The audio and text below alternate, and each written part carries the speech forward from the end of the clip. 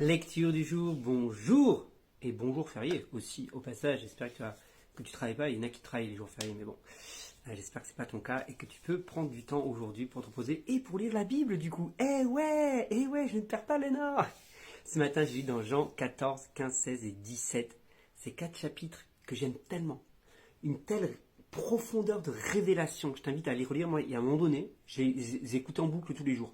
Tous les jours, j'écoutais Jean 14, 15, 16 et 17 parce que Jésus déclare des choses, révèle des choses entre sa relation avec le Père, le niveau d'intimité, ce qu'il désire pour nous, ce qu'il désire. Soit on se dit, ah, quelle est la volonté de Dieu pour moi? Lis Jean 14, 15, 16, 17. Les clés pour une prière réussie, pour une prière exaucée, entre guillemets. C'est fou, c'est fou. Jean 14, 15, 16, 17, lis-les.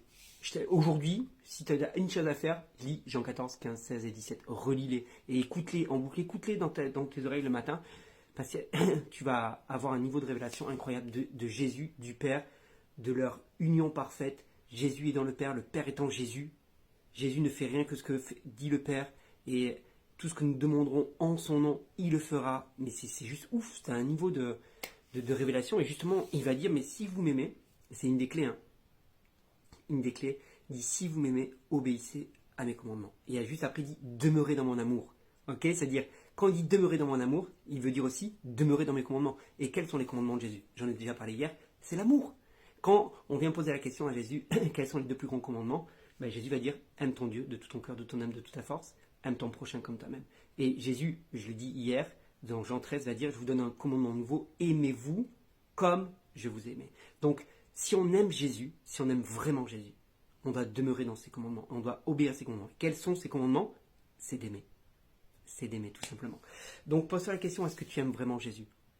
Pour savoir si tu aimes vraiment Jésus, regarde si tu aimes vraiment les autres. Si tu aimes vraiment les autres, alors ça veut dire que tu aimes vraiment Jésus, parce que ça veut dire que tu demeures dans ses commandements, parce que son commandement, c'est d'aimer tout simplement.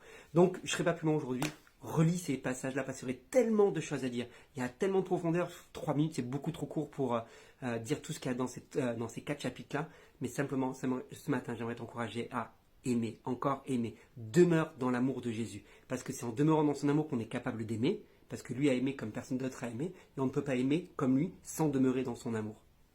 Hein, c'est un cercle vertueux, comme on appelle ça. Donc, aime les autres, c'est un bon moyen de savoir que tu aimes Jésus, et c'est un bon moyen de savoir que tu demeures bien dans ses commandements. Bonne journée.